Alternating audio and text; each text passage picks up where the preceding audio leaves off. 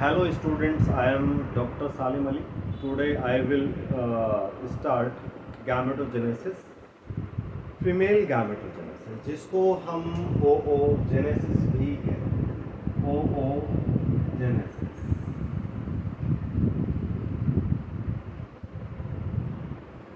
बेटा oogenesis intrauterine life में ही start हो जाता है, जबकि मेल में गैमेटोजेनेसिस प्यूबर्टी के बाद स्टार्ट होता है। तो अगर हम यहाँ पे बात करें oogenesis की, मीन्स ओवा फॉर्मेशन की, अगर हम यहाँ पे बात करें तो ये स्टार्ट हो जाता है इंट्रायूटेराइन। तो oogenesis starts in intrauterine life,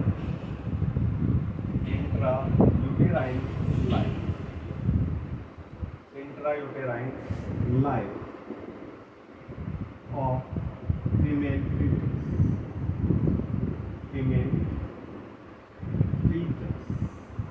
female fetus में इंट्रायूटेराइन लाइफ में start around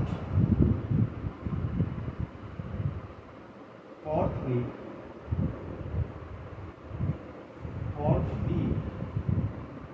of intrauterine life,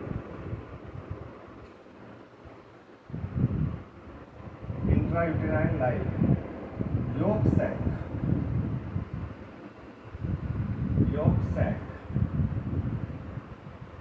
starts producing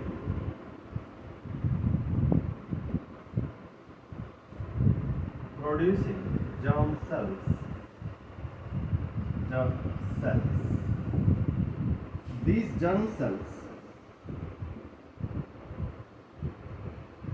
These germ cells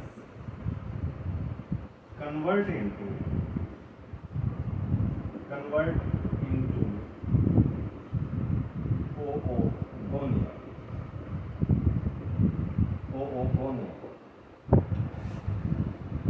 oogonia.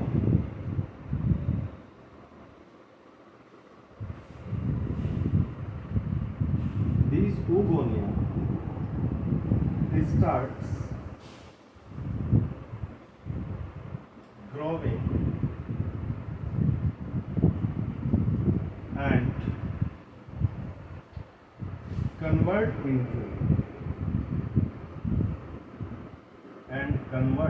into primary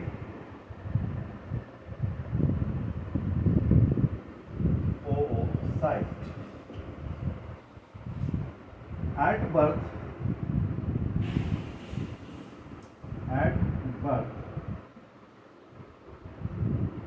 no oogonia left behind.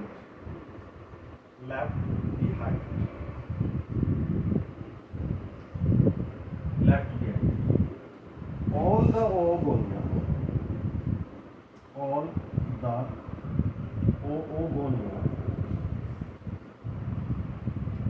converted into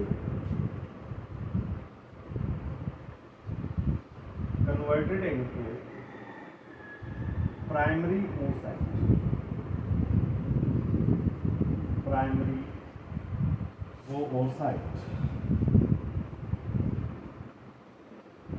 ठीक है बेटा। तो बर्थ के टाइम तक जब वो फीमेल बर्थ लेती है तब कोई भी oogonia नहीं बचता है, सभी oogonia कन्वर्ट हो चुकी होती है प्राइमरी oocytes। नाउ ये प्राइमरी oocytes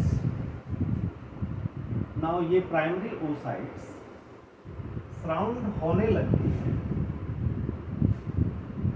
ओवेरी की एपिथेलियल सेल्स से ये सराउंड होने लगती हैं और कन्वर्ट होने लगती हैं primordial follicle. Now these primary oocyte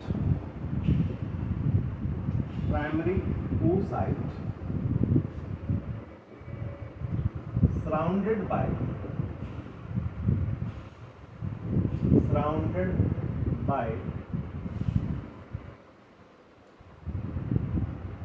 epithelial cells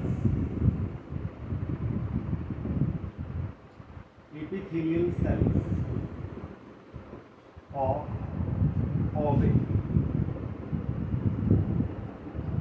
ये जो सेल्स होती हैं बेटा, ये फ्लैट एपिथेलियल सेल्स, जो ओवरी को सराउंड करते हैं. These flat epithelial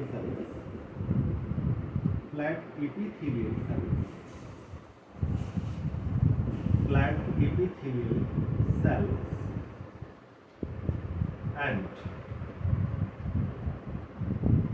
primary oocytes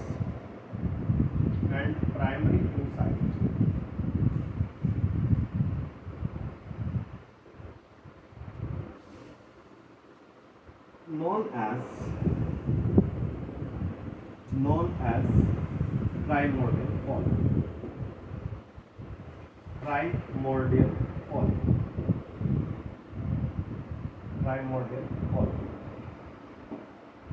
इसका मतलब क्या है? इसका मतलब है कि हमारे पास में एक प्राइमरी oocyte होता है और इसको सराउंड किए कुछ फ्लैट एपिथेलियल सेल्स. ये फ्लैट एपिथेलियल सेल्स. तो अगर हम यहाँ पे बात करें तो इसके अंदर ये प्राइमरी oocyte, इसके बाहर फ्लैट एपिथेलियल सेल्स,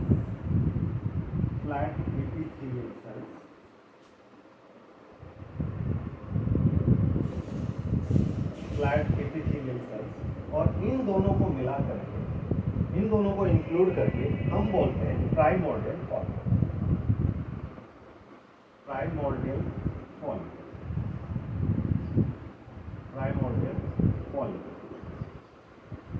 अब फीमेल के अंदर प्राइमोर्डियल फॉलिकल और प्राइमोर्डियल फॉलिकल के अंदर प्राइमरी oocyte. यहाँ पे मियोसिस स्टार्ट, प्राइमरी oocyte. तो यहाँ पे मियोसिस 1 स्टार्ट होता है. Meiosis 1 start but stops at prophase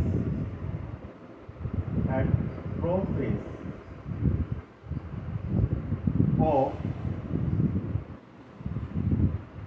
diploid stage.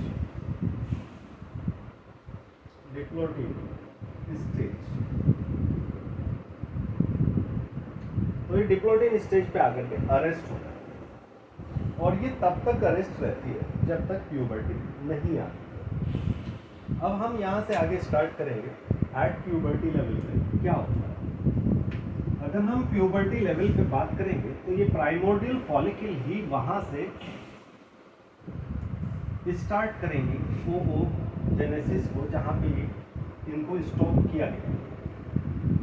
तो अब यहाँ से आगे हम चले तो एट प्यूबर्टी, अगर हम प्यूबर्टी की बात करें तो बेटा एट प्यूबर्टी क्या होगा. एट प्यूबर्टी हमारे पास में ये हाइपोथैलेमस, ये पिट्यूटरी स्टॉक और ये पिट्यूटरी ग्लैंड. पिट्यूटरी ग्लैंड में हमारे पास ये पोस्टीरियर पिट्यूटरी, ये एंटीरियर पिट्यूटरी, ये हाइपोथैलेमस,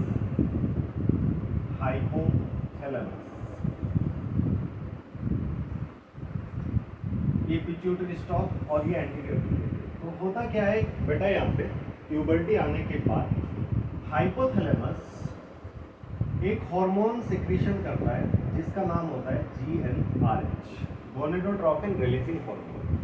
ये gonadotropin releasing hormone portal system के थ्रू, ये पोर्टल सिस्टम के थ्रू हमारे ये पोर्टल सिस्टम के थ्रू एंटीरियर पिट्यूटरी पे आ जाता है। पोर्टल सिस्टम के थ्रू एंटीरियर पिट्यूटरी पे आ जाता है।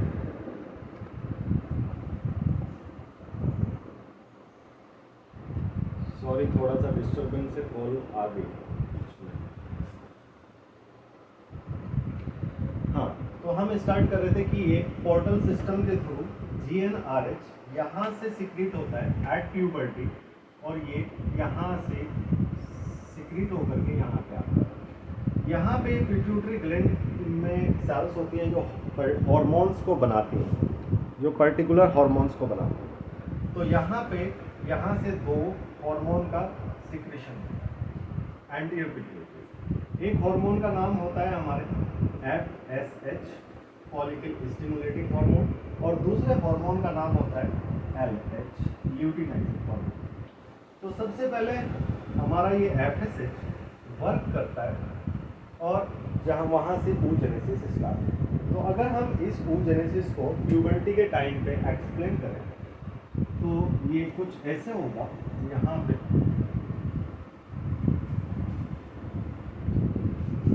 यहाँ पे हमारे पास में ये ओवेरी है, सपोज करो ये ओवेरी।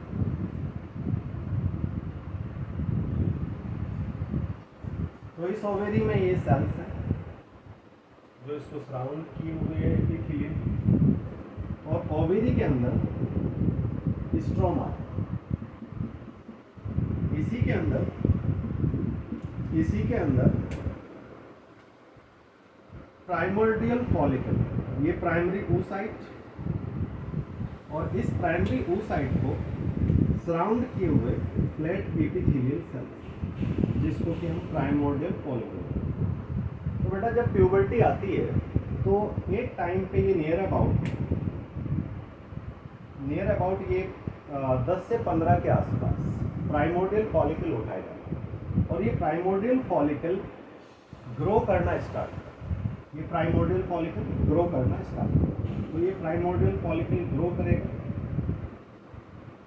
करना स्टार्ट करते हैं, और ये ग्रो करके इन सेल्स जो यहाँ पे सेल्स हैं इनको फ्लैट से कन्वर्ट कर देते हैं। ये प्राइमरी oocyte अंदर बनाया मैंने, और यहाँ पे इसमें मैंने यहाँ पे ये राउंडेड सेल्स, तो ये ग्रो करके फ्लैट एपिथेलियल सेल से ये राउंडेड सेल्स बन जाते हैं।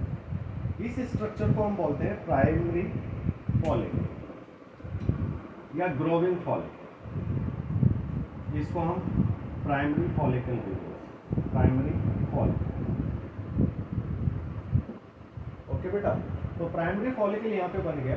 अब इसको प्राइमोर्डियल फॉलिकल को प्राइमरी फॉलिकल में कन्वर्ट करने में अभी FSH का कोई रोल नहीं। FSH का रोल अब आगे आएगा जब ये ग्रेन्युलोसा सेल्स और ज़्यादा इसके सराउंडिंग में आ जाए, तो हम इसको और ग्रो करा लेते हैं। तो इसमें सबसे अंदर प्राइमरी oocyte, और प्राइमरी oocyte को सराउंड किए हुए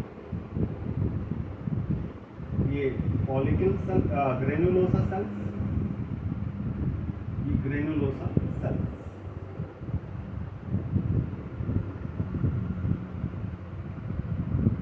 ये ग्रेन्युलोसा सेल्स। तो इसको भी हम, चूंकि ये फॉलिकल्स ग्रो कर रही हैं, तो इसको भी हम ग्रोविंग फॉलिकल्स बोलेंगे। तो ये भी अभी प्राइमरी फॉलिकल है, इसको भी प्राइमरी फॉलिकल ही बोलेंगे। प्राइमरी फॉलिकल में ग्रेन्युलोसा सेल्स है और प्राइमरी oocyte जो अभी भी अरेस्टेड स्टेट।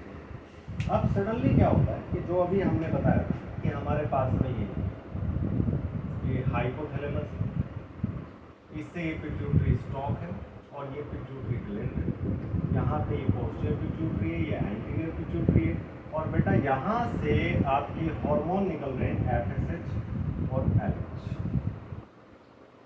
GnRH के रेस्पेक्ट, जो कि हमने पहले बताया कि GnRH यहाँ से रिलीज होकर के पोर्टल सिस्टम के थ्रू एंटीरियर पिट्यूटरी के ऊपर वर्क करता है, और इस FSH की अब यहाँ पे एंट्री है। तो यहाँ पे एंट्री, यहाँ यहाँ पे जब ये एंट्री करेगा तो ये जो प्राइमरी फॉलिकल बेटा ये इसको कन्वर्ट करेगा, ये इसको कन्वर्ट करेगा सेकेंडरी फॉलिकल। ये प्राइमरी साइड, इसके सराउंडिंग में ग्रेन्युलोसा सेल्स, ग्रेन्युलोसा सेल्स और इसके आसपास और ग्रेन्युलोसा सेल्स। अब ये एफएसएच क्या करेगा, इस प्राइमरी फॉलिकल को सेकेंडरी फॉलिकल में कन्वर्ट करेगा। तो सेकेंडरी फॉलिकल हम इसको कब बोलेंगे, जब इसके सराउंडिंग में ये एक थीका की लेयर बन जाए। तो यहाँ पे एक थीका की लेयर बन गई, थीका की लेयर बन गई। तो ये बाहर थीका फॉलिकुलाई या थीका सेल्स की एक लेयर बन गई, थीका सेल्स की लेयर बन गई। अंदर में ये ग्रेन्युलोसा सेल्स, ग्रेन्युलोसा सेल्स और अंदर में ये प्राइमरी oocyte, प्राइमरी oocyte।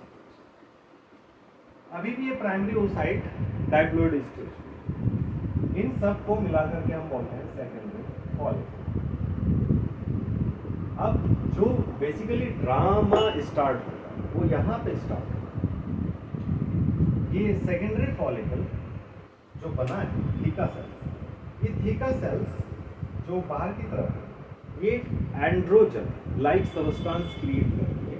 उस एंड्रोजन लाइक सबस्टांस को वो यहाँ पे क्रिएट होता है और यहाँ पे क्रिएट होकर के वो एंड्रोजन लाइक सबस्टांस इन ग्रेन्युलोसा सेल्स के थ्रू पिकअप कर लेता है और उस ग्रेन्युलोसा, ये ग्रेन्युलोसा सेल्स उस एंड्रोजन लाइक सबस्टांस को कन्वर्ट कर देती हैं किसमें बेटा, एस्ट्रोजन। तो एस्ट्रोजन एक फीमेल ऑर्गन। तो एक्चुअली यहाँ से ड्रामा स्टार्ट, तो यहाँ से हम आगे बढ़ते हैं। तो थीका सेल्स ने क्या किया बेटा, थीका सेल्स ने एंड्रोजन लाइक केमिकल सिक्रीट किया, उसके बाद उस केमिकल को ग्रेन्युलोसा सेल्स ने पिकअप किया और उसको कन्वर्ट कर दिया एस्ट्रोजन। ठीक है बेटा, उस एस्ट्रोजन को पिकअप करने के बाद क्या होगा, उस एस्ट्रोजन को पिकअप, उस एस्ट्रोजन को फॉर्म करने के बाद क्या होगा, तो ये एस्ट्रोजन कहाँ जाएगा, ब्लड में। ब्लड के रास्ते ये कहाँ पे जाएगा, मान लो यहाँ पे एस्ट्रोजन रिलीज हुआ, तो ये एस्ट्रोजन जो यहाँ पे प्रोड्यूस होगा, मान लो जो यहाँ पे एस्ट्रोजन प्रोड्यूस हुआ, यहाँ पे ग्लोबिन फॉलिकल्स के अंदर जो एस्ट्रोजन प्रोड्यूस होगा, ये एस्ट्रोजन क्या करेगा, ये एस्ट्रोजन नेगेटिव फीडबैक मैकेनिज्म के थ्रू एंटीरियर पिट्यूटरी और पोस्ट हाइपोथैलेमस को हार्मोन सिक्रीट करने से स्टॉप कर देगा। ठीक है, अब उससे क्या होगा, ये नेगेटिव फीडबैक यहाँ पे देगा, जिसकी वजह से आपका हाइपोथैलेमस जीएनआरएच को रिलीज करना बंद कर देगा, जीएनआरएच एंटीरियर पिट्यूटरी पे एक्ट करना बंद कर देगा, एंटीरियर पिट्यूटरी एफएसएच को रिलीज करना बंद कर देगा। तो होगा क्या ना कि जो यहाँ से 10 से 15 के आसपास में प्राइमोर्डियल फॉलिकल स्टार्ट अपनी जर्नी, तो बेटा ये सभी एक ही स्पीड से तो नहीं जा रहे थे, ये अलग अलग स्पीड से जा रहे हैं। तो एक कोई इनमें से एक कोई प्राइमोर्डियल फॉलिकल सेकेंडरी फॉलिकल में कन्वर्ट हो गया, उसने एस्ट्रोजन को रिलीज किया, वो एस्ट्रोजन ने नेगेटिव फीडबैक मैकेनिज्म के थ्रू इस हाइपोथैलेमस को और एंटीरियर पिट्यूटरी को हार्मोन सिक्रीट करने से स्टॉप कर। तो जब ये एफएसएच रिलीज नहीं होगा तो उस कंडीशन में क्या होगा, उस कंडीशन में बेटा जो यहाँ से बाकी और फॉलिकल्स धीरे धीरे ग्रो करते हुए आगे बढ़ गए, एफएसएच का सिक्रीशन बंद होने की वजह से वो सारी डिजनरेट हो गई। जब वो डिजनरेट हो जाएंगे तो एक ही फॉलिकल आगे बढ़ा, ठीक है, तो एक ही एग प्रोड्यूस होगा।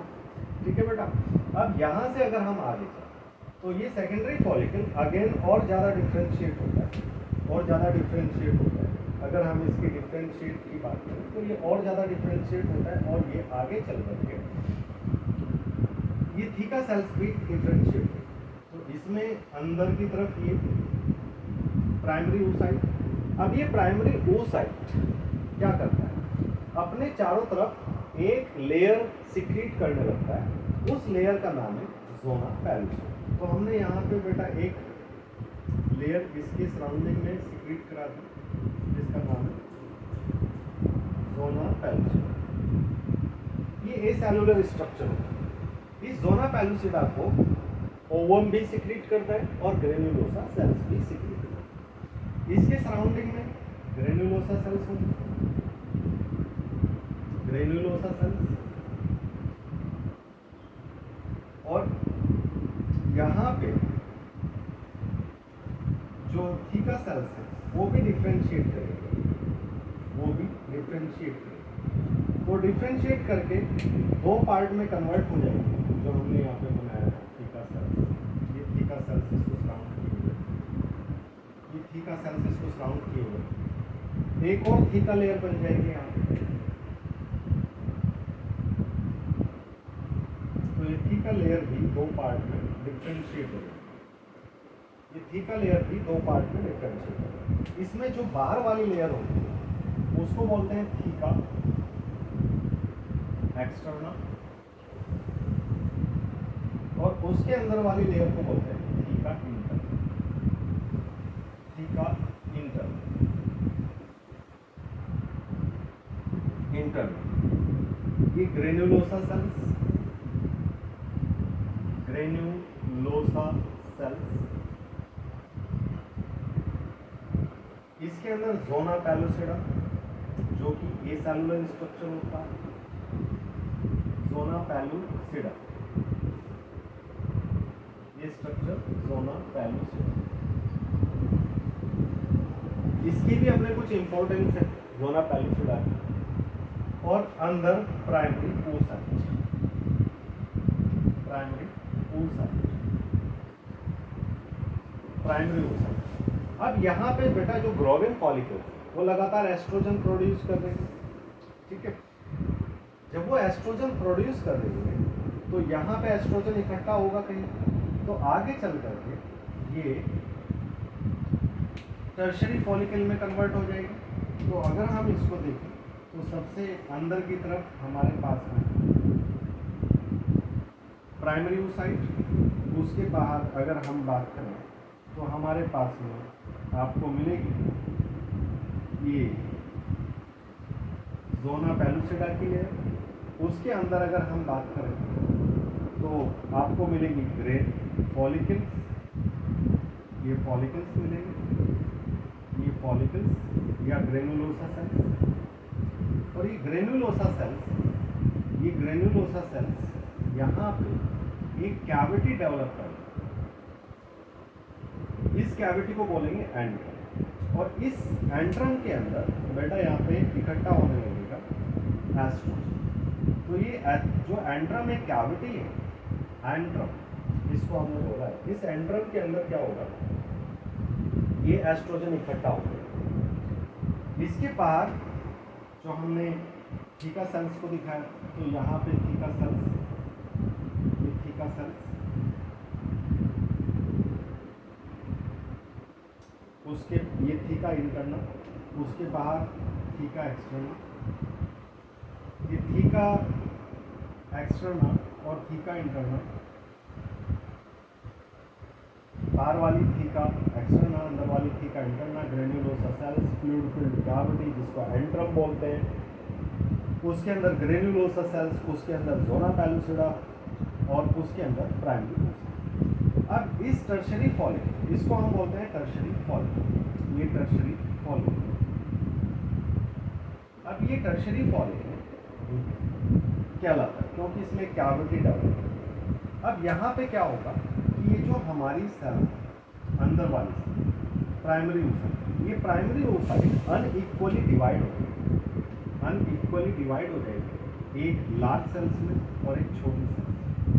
तो एक पोलर बॉडी यहाँ पे ओवेरी के अंदर डेवलप हो जाएगी। तो ये first polar body, first polar body, first polar body यहाँ पे डेवलप हो जाएगी। और ये मियोसिस 1 कंप्लीट होगा, ठीक है बेटा। और ये यहाँ पे सेकेंडरी oocyte। अब ये सेकेंडरी, ये फॉलिकल्स में लगातार यहाँ पे यहाँ पे जो स्पेस है क्या जिसको एंट्रम कह रहे हैं, इसमें लगातार फ्लूइड फिल्म इकट्ठा रहता है, होता रहता है, जिसकी वजह से यहाँ पे प्रेशर भी क्रिएट होता है। लेकिन अभी भी क्या होता है, अभी भी ये ब्रेक नहीं करता। तो एस्ट्रोजन कॉन्टिन्यूसली यहाँ पे इंक्रीज हो रहा है और एस्ट्रोजन की क्वांटिटी लगातार इंक्रीज की जा रही है, लगातार इंक्रीज की जा रही है, और ज़्यादा अमाउंट में एस्ट्रोजन आ रहा है, और ज़्यादा अमाउंट में। तो अब होता क्या है, ड्रामेटिकली जिस एस्ट्रोजन ने पहले एंटीरियर पिट्यूटरी और हाइपोथैलेमस के ऊपर नेगेटिव फीडबैक मैकेनिज्म के थ्रू हार्मोन के सिक्रीशन को स्टॉप किया था, अब वही एस्ट्रोजन जो यहाँ से प्रोड्यूस हो रहा है, जो यहाँ से एस्ट्रोजन प्रोड्यूस हो रहा है, वो एस्ट्रोजन यहाँ से फिर अगेन ब्लड में जाएगा। यहाँ से यहाँ पे अगर ये एस्ट्रोजन है तो ये एस्ट्रोजन जाएगा हाइपोथैलेमस पे और ये एस्ट्रोजन जाएगा एंटीरियर। अब ये यहाँ पे पॉजिटिव फीडबैक मैकेनिज्म अब ये यहाँ से FSH और LH के सिक्रीशन को, ऑब्वियस सी बात है कि GnRH हाइपोथैलेमस से रिलीज होना शुरू हो जाएगा, एंटीरियर पिट्यूटरी से FSH और LH रिलीज होना शुरू हो जाएगा। FSH कम रिलीज होगा और LH ज़्यादा रिलीज होगा। तो LH की क्वांटिटी नियर अबाउट 10 टाइम्स ज़्यादा होती है किसके कंपेरिजन में, FSH के कंपेरिजन। ठीक है बेटा, अब यहाँ से हम आगे चलते हैं। यहाँ से जैसे LH की क्वांटिटी बढ़ेगी 10 टाइम्स, तो इस LH की क्वांटिटी बढ़ने को हम नाम देंगे LH सर्ज। तो इस LH सर्ज की वजह से यहाँ पे कुछ एक्टिविटीज़ होती हैं जिनमें वास्कुलर